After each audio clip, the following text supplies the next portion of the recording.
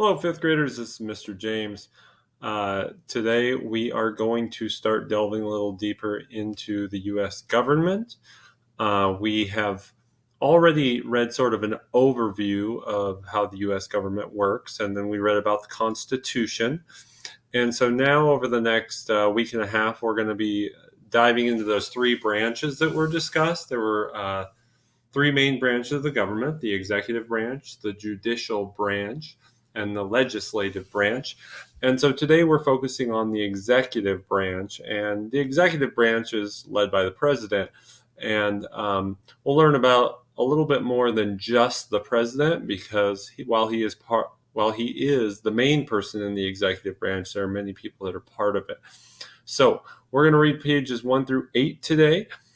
And then we'll come back tomorrow and we'll read the rest of the text. Make sure you have your text with you. You might want to pre-read your question before you get started so that you know exactly what you're going to have to answer.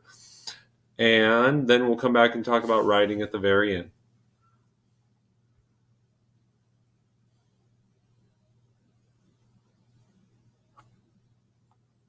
Oops. Introduction. President Lyndon B. Johnson looked into the cameras.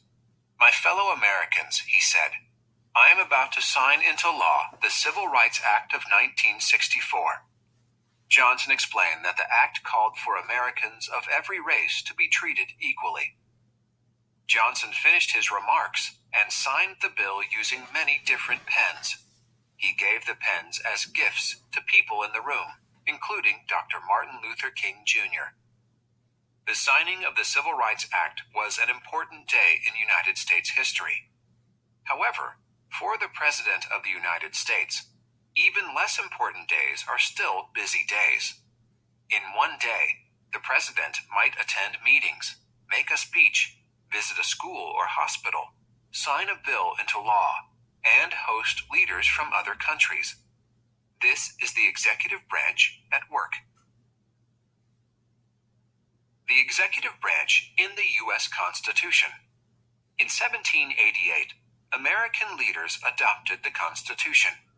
It laid out a system of laws to help govern the young country, a system that has changed over time but is still used today. Under the U.S. Constitution, the executive branch carries out the laws of the United States. The President of the United States is the head of the executive branch. The Constitution divides the U.S. government into three branches or parts. The executive branch manages most government business and departments. The legislative branch, which consists of the U.S. Senate and House of Representatives, makes laws. The judicial branch watches over the U.S. justice system through its system of courts.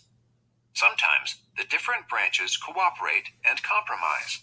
At other times, they oppose each other. The Constitution gives the President broad powers. However, the President is not a king. The presidency is an elected position. Many of the President's actions are overseen by Congress and the federal courts. The Constitution lists three requirements for the presidency. The President must be 35 or older, must be a natural-born citizen of the United States, and must have lived in the United States for 14 years or more. How Americans choose a president. The United States is not a simple democracy in which all citizens make decisions together. Instead, it is a representative democracy. The people elect leaders who make decisions for them. Presidential elections are a good example of how this works. When the citizens of the United States cast their votes for president, their votes do not make the final decision. Instead, the president is chosen by electors from each state. Electors usually follow the popular vote in their states. The person who wins the national popular vote almost always wins the presidency. However, that is not always the case. When the popular vote is close, a person with fewer total votes can sometimes win enough electoral votes in key states to carry the election. As of 2016, the United States has had 5 presidents who lost the popular vote but won the electoral vote. Organizations in the executive branch. Many people in the executive branch help the president.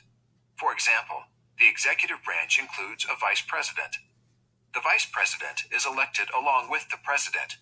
He or she is expected to take over if the president cannot continue with the presidency.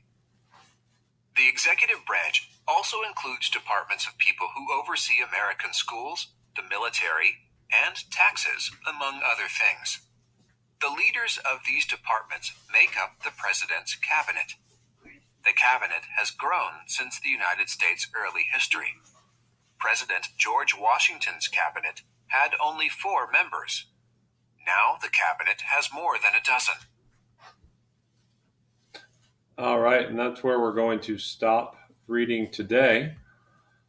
So as you look at what we're going to be doing with this text, and we get to your packet pages here, I think we have one question. Yep, that's correct.